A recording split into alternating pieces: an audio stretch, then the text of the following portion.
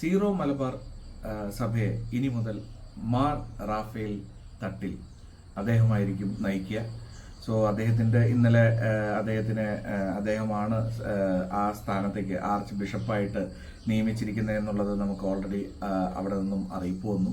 ഞാൻ ഇന്നലത്തെ പത്രത്തിൽ അത് പറഞ്ഞിരുന്നു. സോ അടിപൊളി, അദ്ദേഹത്തിന് നല്ല രീതിയിൽ മുന്നോട്ട് പോകാൻ സാധിക്കട്ടെ. അതേപോലെ തന്നെ ഇന്നലെ ദാസേട്ടന്റെ പിറന്നാളായിരുന്നു. നല്ല രീതിയിൽ എല്ലാവരും അദ്ദേഹം അവിടുന്ന് ലൈവ് വന്നിരുന്നു. സിദ്ദീഖും മനോജ് കെ ജയനൊക്കെ കൂടിയുള്ള ഒരു പ്രോഗ്രാം എറണാകുളത്ത് വെച്ച് നടന്നു. അദ്ദേഹം അവിടുന്ന് ലൈവായിട്ട് നമുക്കത് കാണുമ്പോൾ ഒരു സന്തോഷം അല്ലേ. അപ്പോൾ എത്രയും പെട്ടെന്ന് ആരോഗ്യവാനായിട്ട് തിരിച്ചു വരട്ടെ, എല്ലാം അടിപൊളിയാവട്ടെ. അതേപോലെ തന്നെ പ്രധാനപ്പെട്ട ഒരു ന്യൂസ് എന്ന് പറഞ്ഞു കഴിഞ്ഞാൽ നമ്മുടെ കൈവെട്ട് കേസിലെ മുഖ്യപ്രതി സവാദ് 13 വർഷത്തിന് ശേഷം പിടിയിലായിരിക്കുകയാണ്. ഇതിൽ രസം എന്താന്ന് പറഞ്ഞാൽ മട്ടന്നൂരിൽ നമ്മുടെ ഈ കണ്ണൂരായിരുന്നു അദ്ദേഹം ഒളിവിലുണ്ടായിരുന്നത്. ഒന്ന് ആലോചിക്കണം, 13 വർഷം. പിടികൂടിയത് NIA ആണ്, സംഘമാണ്. ചോദ്യപേപ്പറിൽ മതനിന്ദയാരോപിച്ച് തൊടുപുഴ ന്യൂമാൻ കോളേജ് അധ്യാപകനായി ആയിരുന്ന TJ ജോസഫിന്റെ കൈപ്പത്തി വെട്ടിയ കേസിലെ 1-ാം പ്രതി പോപ്പുലർ ഫ്രണ്ട് പ്രവർത്തകനായിരുന്ന പെരുമ്പാവൂർ അശമന്നൂർ നൂലേലി മുടശ്ശേരി സവാദ് 38 വയസ്സായിരുന്നു. പിടിയിലായി. 13 വർഷമായി അന്വേഷണ സംഘത്തെ കബളിപ്പിച്ചു നടക്കുകയായിരുന്നു. ബുധനാഴ്ച പുലർച്ചെ 3:30 NIA സംഘം കണ്ണൂർ മട്ടന്നൂർ വേറത്തെ വീട് വളഞ്ഞാണ് അറസ്റ്റ് ചെയ്തത്. ഉച്ച കഴിഞ്ഞ് കൊച്ചി INA ആസ്ഥാനത്തെത്തിച്ചു. പ്രാഥമിക ചോദ്യം ചെയ്യലിന് ശേഷം കോടതിയിൽ ഹാജരാക്കി 24 വരെ റിമാൻഡ് ചെയ്തു. മുഖ്യ ആസൂത്രകനായ സവാദ് പെരുമ്പാവൂർ ഓടക്കാലിയിലെ സുഹൃത്തിനെ ഇടയ്ക്ക് ഫോണിൽ ബന്ധപ്പെട്ടിരുന്നതായി സൂചനയുണ്ടായിരുന്നു. 1.5 വർഷമായി വേറത്തെ വാടക വീട്ടിൽ ഷാജഹാൻ എന്ന പേരിൽ കഴിയുകയായിരുന്നു. ഭാര്യയും 5 വയസ്സും 9 വയസ്സുമുള്ള പ്രായമുള്ള 2 കുട്ടികളുമാണ് കൂടെ ഉണ്ടായിരുന്നത്. മരപ്പണി എടുത്തിരുന്ന സവാദ് ആരുമായും വലിയ സൗഹൃദമുണ്ടായിരുന്നില്ല. ആരൊക്കെയോ സഹായിച്ചു എന്ന കാര്യങ്ങൾ NIA അന്വേഷിക്കും. പോപ്പുലർ ഫ്രണ്ട് പ്രവർത്തകരായ പ്രതികൾ 2010 ജൂലൈ 4-നാണ് കൈവെട്ടിയത്.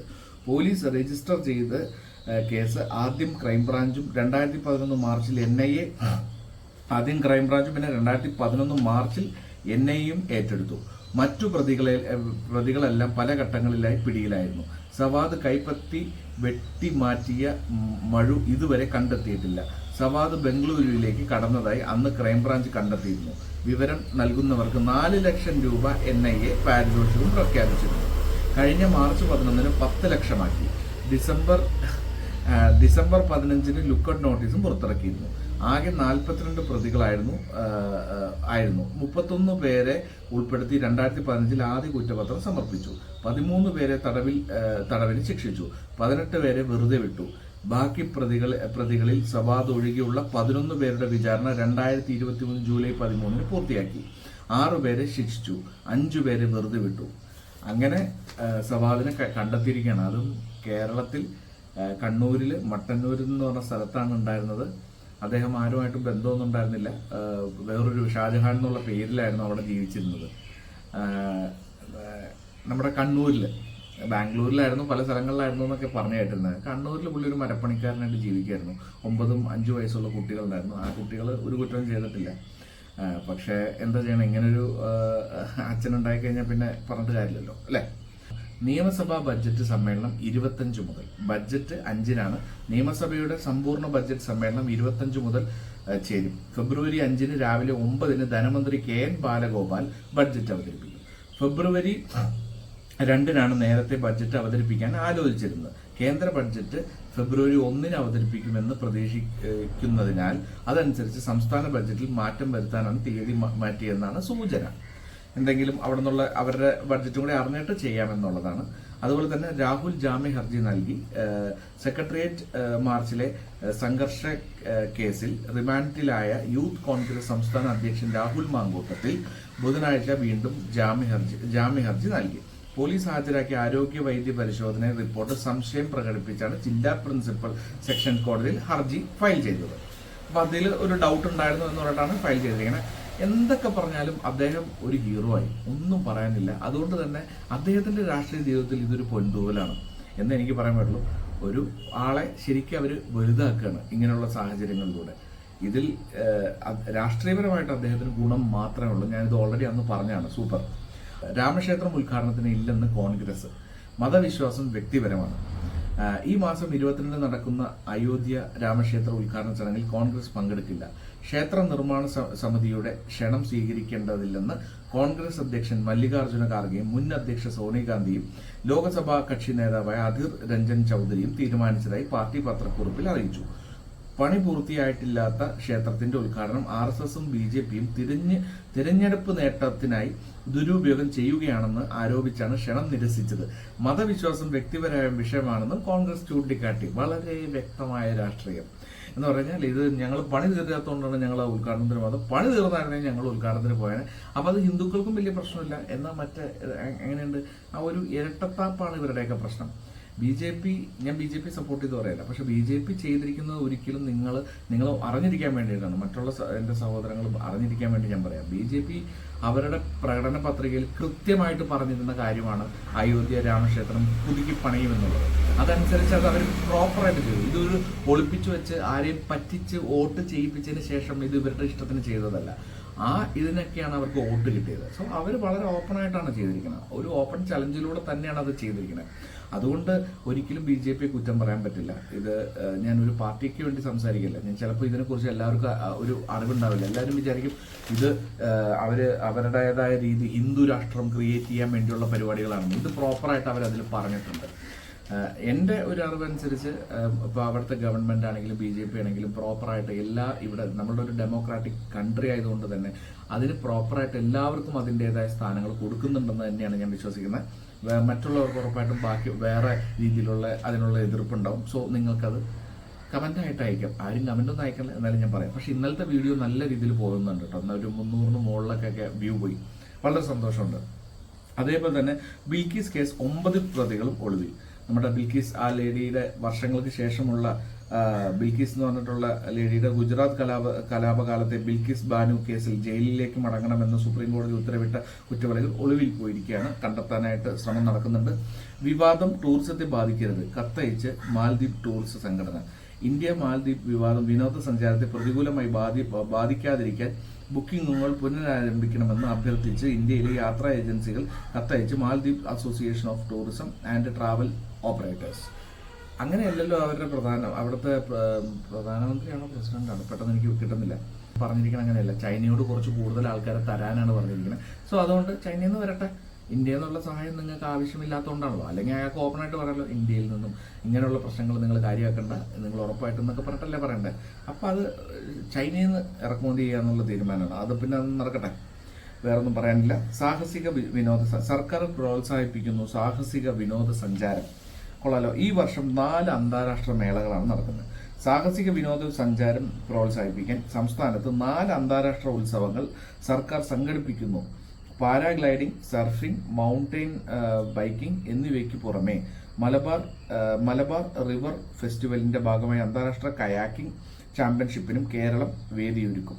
ടൂറിസം വകുപ്പിന് കീഴിലെ അഡ്വഞ്ചർ ടൂറിസം പ്രൊമോഷൻ സൊസൈറ്റിയുടെ നേതൃത്വത്തിലാണ് അന്താരാഷ്ട്ര മത്സരങ്ങളെന്ന് മന്ത്രി PM മുഹമ്മദ് റിയാസ് പത്രസമ്മേളനത്തിൽ പറഞ്ഞു. അപ്പോൾ അത് ഗംഭീരമാണ്, നടക്കേണ്ട നല്ല കാര്യമാണ്. അത് ഒരുപാട് സ്ഥലങ്ങളിൽ പ്ലാൻ ചെയ്യട്ടെ. ആൾക്കാർക്ക് ഇതുപോലുള്ള ഒരുപാട് ഓപ്പർച്യൂണിറ്റീസ് കിട്ടട്ടെ. ഒരുപാട് പേർക്ക് ഈ അഡ്വഞ്ചറസ് ആയിട്ടുള്ള ആക്ടിവിറ്റീസ് ചെയ്യാൻ താല്പര്യമുണ്ട്. അവർക്കൊക്കെ ഇതിൽ പങ്കെടുക്കാം. സർക്കാർ OTT പ്ലാറ്റ്ഫോം ഈ മാസം സിനിമക്കിനി സി സ്പേസ് എന്ന് പറഞ്ഞിട്ടാണ് അതിൻ്റെ ഒരു പേര്. സി സ്പേസ് എന്നാണ് അതിൻ്റെ പേര്. 2 വർഷത്തിലേറെ നീണ്ട കാത്തിരിപ്പിനൊടുവിൽ സിനിമാ കാഴ്ചകൾക്ക് സജ്ജമായി സംസ്ഥാന സർക്കാരിന്റെ OTT പ്ലാറ്റ്ഫോമായ സി സ്പേസ് ചലച്ചിത്ര വികസന കോർപ്പറേഷന് കീഴിൽ ജനുവരിയിൽ ആരംഭിക്കും. രാജ്യത്താദ്യമാണ് സർക്കാരിന് കീഴിൽ OTT ഒരുങ്ങുന്നത്. നല്ല കാര്യം തന്നെയാണ്. OTT വരട്ടെ. അപ്പോൾ നമുക്കത് അതിന്റെ ചാർജ് കാര്യങ്ങൾ എനിക്ക് മിക്കവാറും സർക്കാർ ആയതുകൊണ്ട് ഫ്രീയോ അല്ലെങ്കിൽ വളരെ ചെറിയൊരു എമൗണ്ട് ഉണ്ടാവുള്ളൂ. അതിനെക്കുറിച്ച് എന്താണ്, കോവിഡിന് പിന്നാലെ OTT സിനിമ റിലീസ് വ്യാപകമായതോടെയാണ് സാംസ്കാരിക വകുപ്പ് ഇങ്ങനെയൊരു ആശയവുമായി രംഗത്തെത്തിയത്. കഴിഞ്ഞ കേരളപ്പിറവി ദിനത്തിൽ ആരംഭം കുറിക്കുമെന്ന് അറിയിച്ചെങ്കിൽ സാങ്കേതിക കാരണങ്ങളാൽ അത് നീണ്ടു. പ്ലാറ്റ്ഫോമിൽ ട്രയൽ റൺ ബുധനാഴ്ച നടക്കും. ഈ മാസം തന്നെ ഉദ്ഘാടനം നടക്കും. സിനിമ തിരഞ്ഞെടുക്കുന്നത് പാനൽ.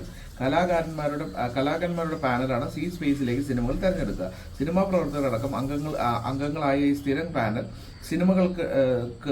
സിനിമകൾ കണ്ട് വിലയിരുത്തി നിശ്ചിത മാർക്ക് നൽകും. മറ്റു ചലച്ചിത്ര മേള ജൂറികൾ തിരഞ്ഞെടുത്തതും പുരസ്കാരങ്ങൾ നേടിയതുമായ സിനിമകൾ പരിഗണനയും ഉണ്ടാകും. സിനിമകളുടെ നിലവാരം മാനദണ്ഡമാക്കി തെരഞ്ഞെടുപ്പ് നടത്താനാണ് തീരുമാനം. ചിത്രാഞ്ജലി പാക്കേജ് സിനിമകൾ പ്രത്യേക പരിഗണനയിൽ ഉണ്ടായിരിക്കില്ല. പ്രത്യേക പരിഗണന ഉണ്ടാവില്ല എന്നാണ്. ശരിക്കും ചിത്രാഞ്ജലി എന്താണെന്ന് പറഞ്ഞാൽ ചിത്രാഞ്ജലി ഗവൺമെന്റിന്റെ അറിയാത്തവർക്ക് ഞാൻ പറയാം. അപ്പോൾ അവർക്ക് അവിടെ യൂണിറ്റും ലൈറ്റ്സും സെറ്റപ്പും എല്ലാം ഉണ്ട്. ഈ ജനറേറ്റർ, സിനിമയ്ക്ക് വേണ്ട ഷൂട്ടിങ്ങിന് വേണ്ട എല്ലാ സാധനവും ഉണ്ട്. സോ അവിടെ നിന്ന് നമ്മൾ പാക്കേജ് എടുക്കുവാണെങ്കിൽ സബ്സിഡി അങ്ങനെയുള്ള കുറേ കാര്യങ്ങളുണ്ട്. അപ്പോൾ ഇതിനിടയിൽ എവിടെയെങ്കിലും സംശയം ഉണ്ടായിരുന്നുണ്ടാവും ആ ചിത്രാഞ്ജലി പാക്കേജിലൂടെ എടുക്കുന്ന സിനിമയ്ക്ക് എന്തെങ്കിലും സ്പെഷ്യൽ കൺസിഡറേഷൻ എന്നുള്ളത്. അതില്ല എന്നാണ് തീരുമാനം പറഞ്ഞിരിക്കുന്നത്. മറ്റു OTTകൾ പോലെ തിയേറ്ററിൽ റിലീസ് ചെയ്ത സിനിമ ആയിരിക്കണമെന്ന് നിബന്ധന ഉണ്ടായിരിക്കില്ല എന്നും സർക്കാർ പറഞ്ഞിട്ടുണ്ട്. മറ്റു സ്വകാര്യ പ്ലാറ്റ്ഫോമുകളിൽ പോലെ സിനിമകൾ വാങ്ങി പ്രദർശിപ്പിക്കുന്ന രീതി ആയിരിക്കില്ല സി സ്പേസിൻ്റേത്.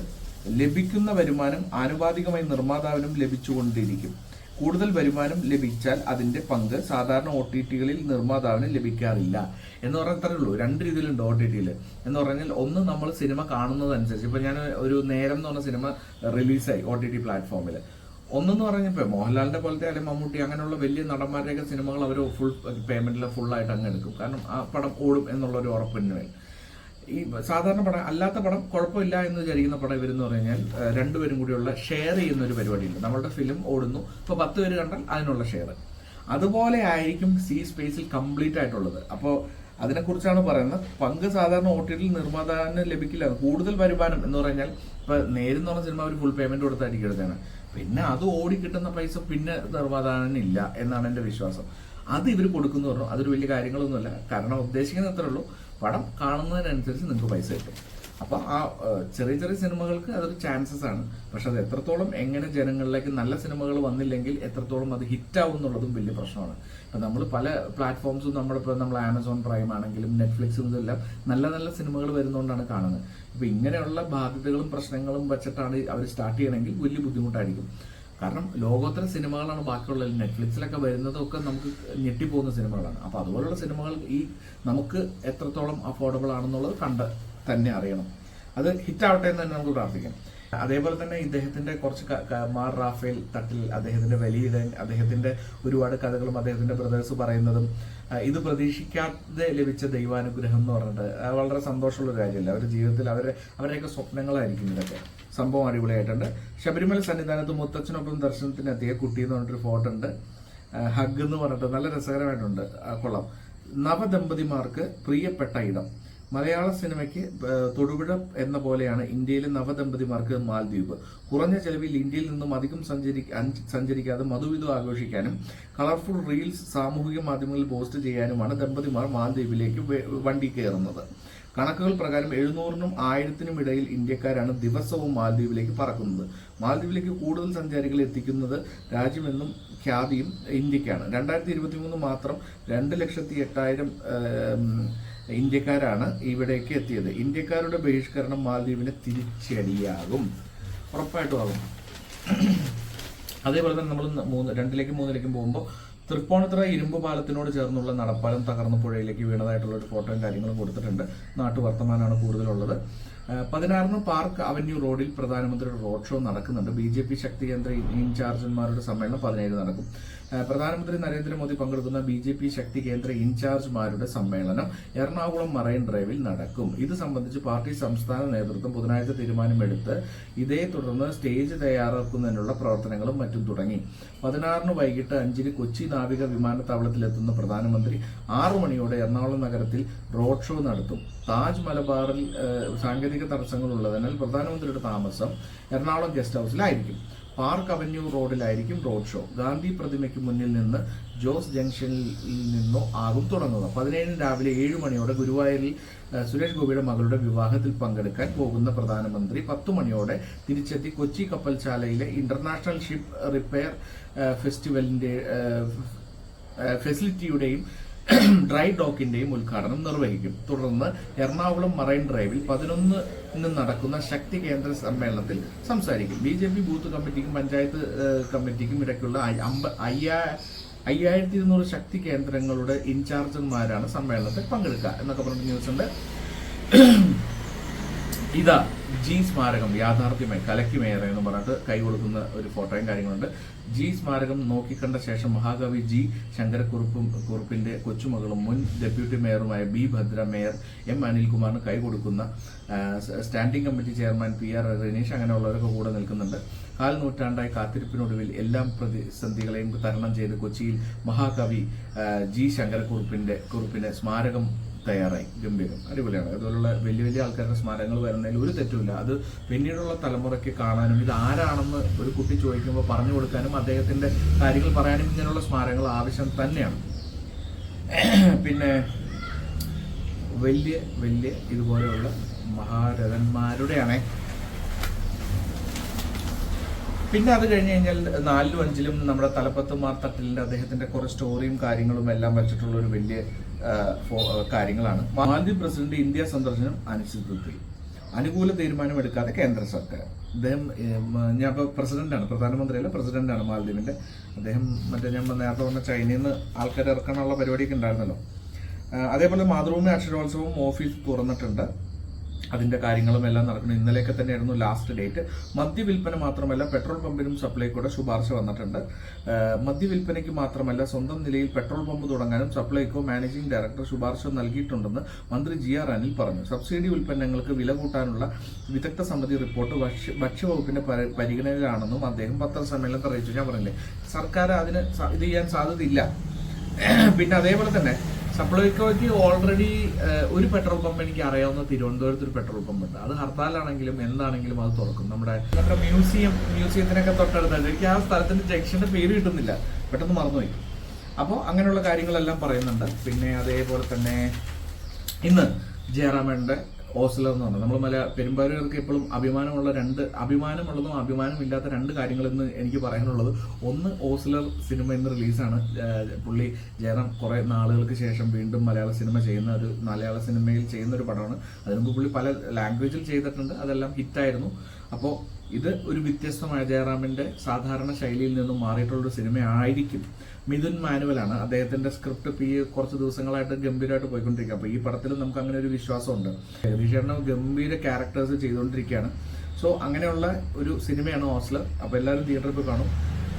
അഭിമാനമില്ലാത്ത കാര്യം ഉറപ്പായിട്ടും നമ്മുടെ സവാദ് എന്ന് പറഞ്ഞിട്ടുള്ള കൈവെട്ട് കേസിലെ മുഖ്യപ്രതിനെ ഇന്നലെ കണ്ണൂരിട്ട് പിടിച്ചത്. സോ അത് നമുക്ക് പെരുമ്പാവൂരുകാർക്ക് ഒട്ടും സന്തോഷമുള്ള ഒരു കാര്യമല്ല. നടൻ മധുവിന് ഉണ്ണികൃഷ്ണൻ നമ്പൂതിരി സ്മാരക പുരസ്കാരം ലഭിക്കുന്നുണ്ട്. അതേപോലെ തന്നെ 8-ലും 9-ലും വരുമ്പോഴത്തേക്കും നാട്ടുവർത്തമാനം കാര്യങ്ങളൊക്കെ ഉണ്ടെങ്കിൽ കൂടി മൂന്നാർ കയ്യേറ്റം ഒഴിപ്പിക്കൽ മേൽനോട്ടത്തിന് പ്രത്യേക സമിതിനെ വന്നിട്ടുണ്ട്. കയ്യേറ്റം ഒഴിപ്പിക്കൽ വീണ്ടും വന്നിട്ടുണ്ട്. രാസലഹരിയുമായി 3 പേര് പിടിയിലായിട്ടുണ്ട്. മറൈൻ ഡ്രൈവ് അതിങ്ങനെ നടക്കുന്നത്. ചേരാൻ നല്ലൊരു രാസലഹരിയുമായി 5 പേര് പിടിയിൽ. അതിലൊരു ലേഡി ഉണ്ട്, ബാക്കി പോയിട്ട് 4 ആണുങ്ങളാണ്. ഇതിങ്ങനെ നടക്കുകയാണ്. ശിവസേന തർക്കം തീരുമാനം പാർട്ടി ഭരണസംഘടനയുടെ അടിസ്ഥാനത്തിൽ മഹാരാഷ്ട്ര സ്പീക്കർ യൂത്ത് കോൺഗ്രസ് പ്രവർത്തകന്റെ കാല് CPMകാർ തല്ലിയൊടിച്ചു. രാമക്ഷേത്ര ഉദ്ഘാടനം കോൺഗ്രസിനെ രൂക്ഷമായി വിമർശിച്ച് BJP. ഇതൊക്കെ രാഷ്ട്രീയം പറഞ്ഞതല്ല. പെട്രോളിയം മേഖലയിൽ തൊഴിലാളികൾ പ്രതിഷേധിച്ചു. സൗജന്യ മെഡിക്കൽ ക്യാമ്പ് നടത്തി. എവിടെ? അങ്കമാലിയിലാണ്. തുറവൂർ സ്വദേശി സേവാ സമിതിയും ചൈതന്യ കണ്ണാശുപത്രിയും ചേർന്ന് സൗജന്യ മെഡിക്കൽ ക്യാമ്പ് നടന്നിട്ടുണ്ട്. പിന്നെ അതുപോലെ തന്നെ ലാസ്റ്റ് 10-11 വരുമ്പോൾ ചരമക്കോളം ഉണ്ട്. എൻ്റെ ചേച്ചി അമ്പിളി ചരമക്കോളം മുഴുവൻ എല്ലാം ആൾക്കാരൊക്കെ നോക്കും, വായിക്കും.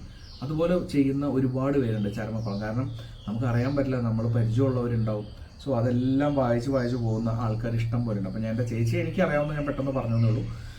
അതേപോലെ നിങ്ങൾക്ക് അറിയാവുന്നവരെ നിങ്ങൾ വെറുതെ കമൻറ്റ് ചെയ്തു. വെറുതെ ഞാൻ ഇടയ്ക്ക് കേട്ടിട്ടുണ്ട് ഇങ്ങനെ ആൾക്കാർ പറയണത്. അതുകൊണ്ട് പറഞ്ഞാണ്. പല കാലം പല വേഷം എന്ന് പറഞ്ഞിട്ട് സ്റ്റീവൻ സ്മിത്തിൻ്റെ ഒരു വാർണർ വിരമിച്ചതോടെ പുതിയ പരീക്ഷണത്തിന് ഒരുങ്ങുകയാണ് ഓസ്ട്രേലിയ ഓപ്പണറുടെ റോളിൽ. ഇനി സ്റ്റീവ് സ്മിത്തിനെ കാണാം.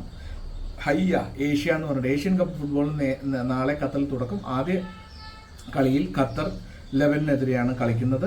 വിരാട് കോഹ്ലി ഇല്ലാതെ ഇന്ത്യ അഫ്ഗാനിസ്ഥാൻ 2020 ക്രിക്കറ്റ് പരമ്പരയിലേക്ക് ഇന്ന് തുടക്കം. വിരാട് കോഹ്ലി ആദ്യ മത്സരത്തിനിടെ സഞ്ജു സാംസൺ കളിക്കും. മത്സരം രാത്രി 7-നാണ്. സൂപ്പർ തുടക്കം എന്ന് പറഞ്ഞിട്ട് കലിംഗ സൂപ്പർ കപ്പിൽ കേരള ബ്ലാസ്റ്റേഴ്സ് തകർപ്പൻ ചെയ്യും. സോ അതൊക്കെ വളരെ സന്തോഷമുള്ള കാര്യമാണ്. ലാസ്റ്റ് പേജിലേക്ക് വരുമ്പോൾ കൊച്ചിൻ ഷിപ്പ്യാർഡിന് വിപണി മൂല്യം 20,000 കോടി കടന്നു. വികസനത്തിന്റെ പ്രതിഫലനം. കൊച്ചി കപ്പൽശാലയിൽ ഇപ്പോൾ നടന്നു വരുന്ന വികസന പ്രവർത്തനങ്ങളുടെയും വൻതോതിലുള്ള നിക്ഷേപത്തിന്റെയും പ്രതിഫലനമാണ് ഓഹരികളിൽ ഉണ്ടായിരിക്കുന്ന നേട്ടം എന്ന് Madhu S Nair, chairman and managing director, Cochin shipyard, അദ്ദേഹം പറഞ്ഞിരിക്കുകയാണ്. കേരള കമ്പനിയായ സുയതിയെ US കമ്പനി ഏറ്റെടുത്തു എന്ന് പറഞ്ഞിട്ടുള്ള ന്യൂസ് ഉണ്ട്. കേരള ഗ്രാമീൺ ബാങ്ക് ഇടപാടുകൾ തടസ്സപ്പെട്ടേക്കും. കേരള ഗ്രാമീൺ ബാങ്കിന്റെ ഇടപാടുകൾ തടസ്സപ്പെടാൻ സാധ്യതയുണ്ട്. കാരണം കേരള ഗ്രാമീൺ ബാങ്കിന്റെ ഇടപാടുകൾ വെള്ളിയാഴ്ച തടസ്സപ്പെട്ടേക്കും. കോർ ബാങ്കിങ് നവീകരണത്തിന്റെ ഭാഗമാണ്. കാരണം ഓൺലൈൻ പരിപാടികൾ, കോർ ബാങ്കിങ്ങിന്റെ പരിപാടികൾ നടക്കുന്നതുകൊണ്ടാണ് വെള്ളിയാഴ്ച തടസ്സപ്പെടുന്നത്. അത് എത്രയും പെട്ടെന്ന് തിരിച്ചെത്തുന്നതാണ്. ഹോട്ടലുകളിൽ ഡ്രൈവർമാർക്ക് സൗകര്യം ഒരുങ്ങുന്നു എന്ന് പറഞ്ഞിട്ട് ടാക്സി ടൂർ ഓപ്പറേറ്റേഴ്സ് അസോസിയേഷൻ പ്രതിനിധികളുമായി ടൂറിസം മന്ത്രി നടത്തി ചർച്ചയിലാണ് തീരുമാനം. സത്യമാണ്. നമ്മളിപ്പോൾ ഒരുപാട് പേര് നമ്മൾ ചർച്ചയിലേക്ക് പോയിട്ട് നമ്മൾ മറ്റേ ഹോട്ടലുകളിലും ഒക്കെ താമസിക്കുമ്പോൾ ഈ ഡ്രൈവർമാരുടെ കാര്യം കുറച്ച് കഷ്ടമാണ്. എല്ലാ ഹോട്ടലിലും പ്രോപ്പറായിട്ടുള്ള സൗകര്യം ഉണ്ടാവണമെന്നില്ല. അപ്പോൾ ആ ഒരു ബുദ്ധിമുട്ട് അവർക്ക് ശരിക്കും തന്നെ ഉണ്ട്. അപ്പോൾ അത് മാറണം. കാരണം അവർ ഈ രാത്രിക്ക് ഓടിച്ച് വണ്ടി കിടന്ന് ഉറങ്ങാന്ന് പറയുന്നത് ബുദ്ധിമുട്ടാണ്. എന്നാൽ റൂം എടുത്ത് കൊടുക്കാനും ചിലപ്പോൾ ചില സ്ഥലങ്ങളിൽ പറ്റില്ല. അപ്പോൾ അവിടെ അവർക്കൊരു പ്രോപ്പർ റൂമുണ്ട്, ഒരു ഡോർമെറ്ററി പോലെയൊക്കെ ഉണ്ടെങ്കിൽ അവർ പോയി കിടക്കാൻ ബാത്റൂമിൽ പോകാം. അങ്ങനെ ചെയ്യണമെങ്കിൽ ഒരു ഹോട്ടലിനും ഒരു ബുദ്ധിമുട്ടും ഉണ്ടാവാൻ പോകുന്നില്ല. സോ അങ്ങനത്തെ കുറച്ച് കാര്യങ്ങൾ നല്ലത് നടക്കുന്നുണ്ട്. LICക്ക് പ്രീമിയം വരുമാനത്തിൽ 94% വർധനവുണ്ട്. അതും അടിപൊളിയാണ്. 3 ചൈനീസ് ഉൽപ്പന്നങ്ങൾക്ക് ആന്റി ഡംപിംഗ് തീരുവ ചുമത്തി ഇന്ത്യ. അതൊന്ന് വായിക്കാൻ. ചൈനയിൽ നിന്ന് ഇറക്കുമതി ചെയ്യുന്ന 3 ഉൽപ്പന്നങ്ങൾക്ക് അമിത ഇറക്കുമതി തടയുന്നതിനുള്ള ആന്റി ഡംപിംഗ് തീരുവ ചുമത്തി ഇന്ത്യ. ഭാരം കയറ്റുന്നതിന് ഉപയോഗിക്കുന്ന വീൽ ലോഡറുകൾ, ജിപ്സം ടൈലുകൾ, വ്യാവസായിക ലേസർ യന്ത്രങ്ങൾ എന്നിവയ്ക്കാണ് 5 വർഷത്തേക്ക് തീരുവ ചുമത്തിയിരിക്കുന്നത്. ആഭ്യന്തര ഉൽപാദകരെ സഹായിക്കുന്നതിന്റെ ഭാഗമായി കുറഞ്ഞ നിരക്കിലുള്ള ഇറക്കുമതി തടയുകയാണ് ലക്ഷ്യം. വാണിജ്യ മന്ത്രാലയത്തിൽ കീഴിലുള്ള ഡയറക്ടർ ജനറൽ ഓഫ് ട്രേഡ് റെമിറ്റൻസിന്റെ ശുപാർശ അനുസരിച്ചാണ് നടപടി. അങ്ങനെ നടക്കുന്നു. ഹെവൻലി മാൻഷൻസ് ഇന്ന് ഉദ്ഘാടനം ചെയ്യാണ്. Senior citizen township retirement home ആയ ഹെവൻലി മാൻഷൻസ് തൃശ്ശൂർ നടത്തറയിൽ വ്യാഴാഴ്ച രാവിലെ 11 മണിക്ക് റവന്യൂ ഭവന നിർമ്മാണ വകുപ്പ് മന്ത്രി കെ രാജൻ ഉദ്ഘാടനം ചെയ്യുന്നു. CSST സഭയുടെ നവീന സംരംഭമാണ് ഹെവൻലി മാൻഷൻസ്. ഒറ്റപ്പെടുന്നവർക്ക് കൂട്ടാവുകയാണ് പദ്ധതിയുടെ ലക്ഷ്യം. നല്ലൊരു കാര്യമാണ്. കുറെ അങ്ങനെയുള്ള ഒരുപാട് കാര്യങ്ങൾ നടക്കുന്നുണ്ട്. അവർക്ക് ഗുണം ചെയ്യുന്ന ഒരു കാര്യം തന്നെയാണ് ഈ ഹെവൻലി മാൻഷൻ. അത് തൃശ്ശൂരാണ്, നടത്തറയിലാണ്. ഗംഭീരം. കണ്ണൂർ ബിഷപ്പും കോട്ടപ്പുറം അപ്പോസ്തലിക് അഡ്മിനിസ്ട്രേറ്ററുമായ ഡോക്ടർ അലക്സ് വടക്കുന്തല പിതാവ് ഹെവൻലി മാൻഷൻസ് ആശീർവദിക്കും. Thrissur range police DIG S Ajitha Begum വിശിഷ്ട അതിഥിയായിരിക്കും. അടിപൊളിയാണ്. അവരൊക്കെ കൂടി ചേർന്ന് നല്ല കാര്യമാണ്. ഇങ്ങനത്തുള്ള കോൺസെപ്റ്റുകൾ വരട്ടെ. അപ്പോൾ ആരുമില്ലാത്തവർക്ക് ഗുണമാവും. കാരണം അവർ ഒറ്റപ്പെട്ടു പോകുന്ന ഡിപ്രഷനിലേക്കൊക്കെ പോവുക. എത്ര കുറെ നാൾ മക്കളും ഒക്കെ ആയിട്ട് ജീവിച്ചിട്ട് ഒരു സമയത്ത് ഒറ്റപ്പെട്ടു പോകുക എന്ന് പറയുന്നത് ഒരു വലിയ ബുദ്ധിമുട്ടുള്ള കാര്യം തന്നെയായിരിക്കും. അത് ഡിപ്രഷനിലേക്ക് പോകാൻ സാധ്യതയുണ്ട്.